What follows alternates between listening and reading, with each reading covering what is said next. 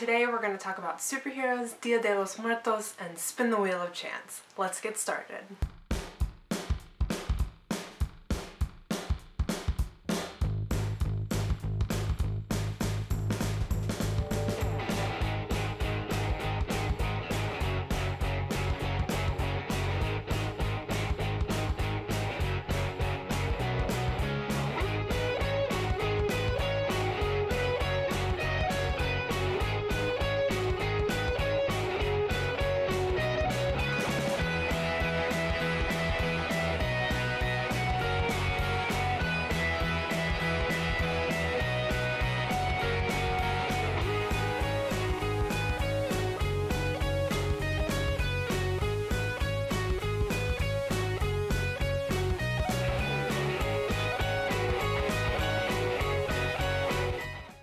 Hi friends, and welcome back to Movie Monday, my favorite day of the week because I get to talk to you all about movies. Today we're going to go over what I've been watching the past couple of weeks, do a couple movie reviews, and then go check in on movie roulette. So let's not waste any more time and let's get into what I've been watching this past couple weeks. So last week I was able to purchase Spotify Premium as a student and get access to limited commercials on Hulu. So I got access to a show that is a Hulu original and a show that I haven't been able to watch online and I'm kind of behind on, so I'm super glad that I have Hulu there to help me out. The first show is Marvel's Runaways. This is a show about a few teenagers who have grown apart after the death of their friend, but they come back together for the anniversary of her death and find out that their parents are villains. Now, in the show description, it says that they're supervillains. That's not entirely accurate for the show. The show has diverged quite a bit from the comics. It still has the essential characters, but it gives the parents a little bit more of an essential role than they did in the comics, and they actually haven't run away. So the title's kind of misleading. Also, the parents don't seem as evil as they should. Like, they're not 100%, like they don't know 100% what they're doing. But overall, I'm really enjoying the show. It's a little bit slow paced. They're really getting into all the details and the nitty gritty of it, but I'm expecting it to pick up quite a bit soon. The kids are finally growing into their powers and they got a dinosaur, and I'm just looking for really good things. A new episode comes out tomorrow that I'm really excited to watch. The other show I've been watching is Fox's The Gifted.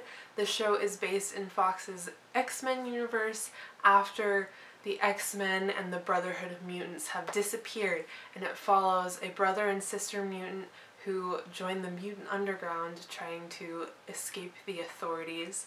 The show is really good. I've only watched like 2 episodes of it, but despite its slow pace, it is still exciting enough. Like, the story progression is being slow, but there's still exciting moments in each episode. I have been informed that there is a big plot development around episode 6, so I'm excited to see where the rest of the episodes take me. The other shows I've been watching the past couple of weeks are also superhero shows. This is diverging from Marvel, however. These are the DC Universe shows on the CW. I'm watching The Flash, Legends of Tomorrow, and Supergirl. I'm not watching Arrow. It's a little bit darker and not my taste compared to the other 3, but they recently, last week, had their new 4-episode crossover event, The Crisis on Earth X, which was very exciting. There were a lot of great action scenes, some good character development. I cried for something that happens towards the end of the crossover, and we got to watch them kick a bunch of Nazi asses, so what more do you need? You can watch all of those shows as well as the 4-episode crossover on their website or on their app for free, which is amazing. I'm super stoked that that's happening because I love those shows and I like to keep up with them. And not all networks let you do that. Like, I can't watch The Walking Dead because I don't have my cable provider information for my mother's account. So it's really nice to have the CW and CW Seed so you can watch stuff for free. I've also watched quite a few new movies and some movies that I've seen before. The movie that I've seen before, we just watched The Polar Express for an on-campus event that included lots of hot chocolate, and it went really well. And then I also watched a movie for class, for my 1970s film class. I watched Breaking Away, which is about a boy who's trying to find himself through bicycle racing, and it's really good. I believe it won an Oscar for Best Original Screenplay. I really enjoyed the movie quite a bit. But everything else I watched these past couple weeks I'm going to talk about in the next couple of segments, so let's move on into the movie review. The first movie I watched was The Justice League. Now there are going to be a few spoilers, so I'm going to leave a link in the description so you can skip past the spoilers to just the raw review of it, but let's get into The Justice League. So The Justice League starts out where Batman vs. Superman left off. Superman is dead and the world is depressed. There is this length of showing depressing scenes where Superman is not there, and I felt like that was really drawn out. I did not think that a few of those shots need to be included, like the homeless man saying I tried. That a few of those shots just weren't necessary. It was overdrawn. We know Superman's dead. We know that's sad. But they're really trying to like establish that point, like the world needs Superman according to Batman. But overall I just thought it was a little bit overdone. It included some scenes with Lois. Lois had quite a few scenes in it that I did not think were necessary at the beginning. I really think they could have waited until Bruce said to bring out the big guns to reveal her, to say that Superman's coming back, because it was a little anticlimactic. Like, really? I had a few issues with the movie, including the dialogue was very awkward. The CGI they did for Cyborg's body is very unproportional and very strange, and also there's this part where they had to like CGI Henry Cavill's like entire lower half of his face because he had a beard that he could not shave for reshoots, and you can tell like his whole upper lip doesn't move at all while he's talking. It is so weird. So weird. They also treated Wonder Woman a bit more sexualized in this movie compared to her solo movie.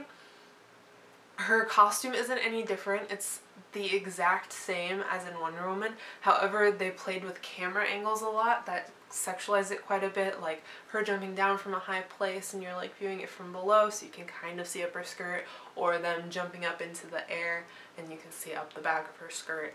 So they also always had her wearing like tight pants, and it wasn't quite as satisfying after watching Wonder Woman for me. I really wish they would have followed what Wonder Woman set up as an example. I also thought the fight scenes were kind of muddy. They were exciting in general, however when you like picked it apart and you like looked really closely, you couldn't really tell what was going on half the time. I also didn't think that the villain was very dynamic. I thought he was pretty generic, just like a random guy they created to like bring all of the Justice League together. It did have a few saving graces, however, one being Ezra Miller as the Flash. He was hilarious. He was a scene stealer. He was one of the main reasons why I enjoyed the movie. Also, Aquaman, Jason Momoa did a great job. Although they didn't give him very much dialogue and very much screen time, every scene that he was in, he did a great job. I loved it. Overall, I really enjoyed the movie. I thought it was exciting to see all those characters together for the first time on the big screen. That was really good, and like me, I'm into characters, so I thought that was really nice. However, the execution of the movie, not so great. My roommate went and saw it a second time, and she said the second time you go back and you can just pick up all the weird, awkward, like cringy things. So I'm probably not going to see it again. I didn't think it was awful. It's definitely a step up from what they've been doing lately. I thought Man of Steel and Batman vs. Superman were both very depressing and slow and boring, and they really needed to bring the fun back into it, and that's what they did with this movie. So DC is on the right track. They're just not there yet. This is definitely one of their best movies in a while. We're gonna count Wonder Woman as an outlier because it's just an amazing movie. So the other new movie I saw these past couple weeks was Coco. This is the new Disney Pixar movie about a boy in Mexico who wants to be a musician, but his family hates music and they want him to be a shoemaker, so he finds himself in the world of the dead, and it is, oh my gosh, that movie is so good. I bawled at the end. I was crying of sadness, and then I was crying of happiness, and then it was just, that's all you need to know. No, the animation was beautiful. As always, Disney and Pixar does a great job on their animation. The lighting was beautiful, the colors were beautiful, the story was very well researched and very well done, the pacing was really good, the characters were really dynamic and interesting, and even the voice actors did an amazing job. The entire cast is Latino-Latina, and it is just amazing. Like, they all did such a phenomenal job, especially the child who plays Miguel. This was his first role, and he did an amazing job. Like, Disney is killing it with their child casting nowadays, and we're all the better for it. So if you have a chance to go see Coco this next couple of months, do it. You will not regret it. Bring tissues. So for those of you who don't know, Movie Roulette is my way of getting me to watch more movies. I have several lists of movies that I've been meaning to watch for a long time that I'm just not getting around to. So each time I do Movie Roulette, I pick 3 lists and I put them into a list randomizer, and I draw one movie out from each one, and then I have to watch those in a set amount of time, and then I talk about them. So for this past session of Movie Roulette, I watched In the Heat of the Night, Singing in the Rain, and Paranorman. The first one I watched was Singing in the Rain. This is a musical about the show business, and I've always heard that people love this musical, and I didn't get it because I hadn't seen it. Like, I knew the song Singing in the Rain, but I had never seen the musical. It has Debbie Reynolds, rest in peace her soul, who is Carrie Fisher, also rest in peace her soul, Carrie Fisher's mother, or Princess Leia, as well as Gene Kelly and Donald O'Connor. I loved this musical. I thought it was funny, charming, beautiful. The colors and the scenes were amazing, and I loved the actors and their performance, as well as the songs. The songs were all very exciting. I very much recommend this movie. I would give it a super good rating, definitely a super good rating. And I'm adding it to my list of favorite movie musicals along with Grease and Hairspray. The second movie I watched was In the Heat of the Night. This is a movie from 1967 about a black cop who comes to the South and helps investigate a murder. I thought it was a very good movie. I thought that it was a very enticing crime drama. I thought the performance of all the actors was very good. I really enjoyed the performance of Sidney Poitier. I would give this a very good rating. The final movie I watched was Paranorman. This is one of the amazing Leica movies. It is claymation about a boy who can see ghosts and needs to save his town from a curse a witch put on it hundreds of years ago. The other movies Leica has made include Coraline, The Box Trolls, and Kubo and the Two Strings. They also helped out on Disney's Corpse Bride. They're one of the best claymation studios in the world. They're amazing. I love all their movies. They're all visually stunning with beautiful colors and beautiful lighting. And even though I love all their other movies so much, Paranorman is probably my new favorite Leica movie. I adored it. I thought the story was great. I thought the characters were great. I thought the colors and the lighting and the effects were amazing. I just overall really enjoyed this movie. I would also give it a super good rating. So now it's time to pick 3 more movies to watch. I'm gonna give myself 2 weeks again for this round because we are moving out of the dorms this week for winter break and I'm gonna need time to pack and study for my finals. But I will definitely have it up before Christmas because I'm going to include a Christmas movie on here to let you know what y'all need to watch this year. So the first list I'm going to randomize is the movies I want to watch list. This is a bunch of movies that I've been meaning to watch for a really long time, that the premise has really captured my attention and everyone has given it great reviews and I think they sound really good. And the first movie that I'm going to be watching this next round of movie roulette is Better Off Dead. Better Off Dead is a movie from 1985 starring John Cusack and directed by Savage Steve Holland, as well as written by him, which follows a teenager who has to deal with his girlfriend dumping him among family crisis, homicidal paperboys, and a rival skier. I'm really excited for this. I love John Cusack. I think he is adorable. I loved him in Say Anything. We actually walked past him like 3 times at Comic-Con in Des Moines and never stopped and said hi to him because I'm not sure. The next list I'm going to randomize is a list of movies to watch that are either critically acclaimed or if I say I haven't seen them, people are like, you haven't seen that movie yet? So they're not necessarily movies that I want to watch. I may end up enjoying them, but they're not movies that I'm like super excited about. And the next movie I'm going to be watching is The Boy in the Striped Pajamas. This is of course about the Holocaust, so I'm expecting tears, but I'm going to watch it and I'm sure it will be a good movie. The final list I have is seasonal movies. For the past couple of months I've been watching what I would consider like Halloween movies. I mean, they don't necessarily have to be reserved for Halloween. They could be watched any time of the year, but they're just to get me in the spooky mood. However, since it is now December, I am transitioning into Christmas movies.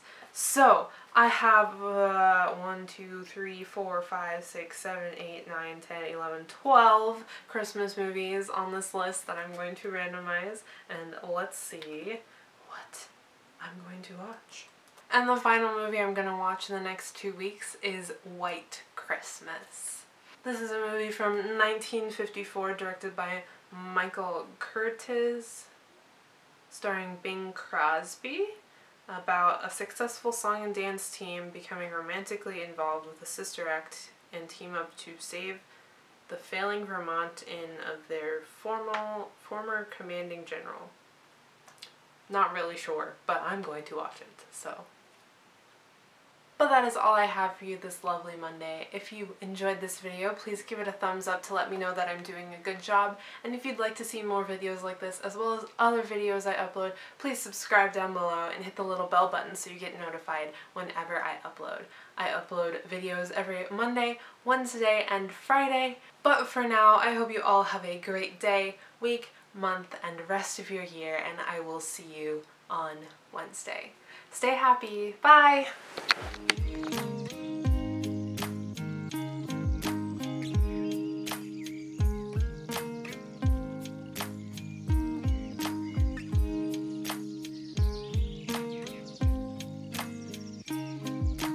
When are we gonna understand that we are put on earth to love? I'm sorry, there's this tree outside my window that's like dead, and like when the wind blows it like does this, and that's just not safe.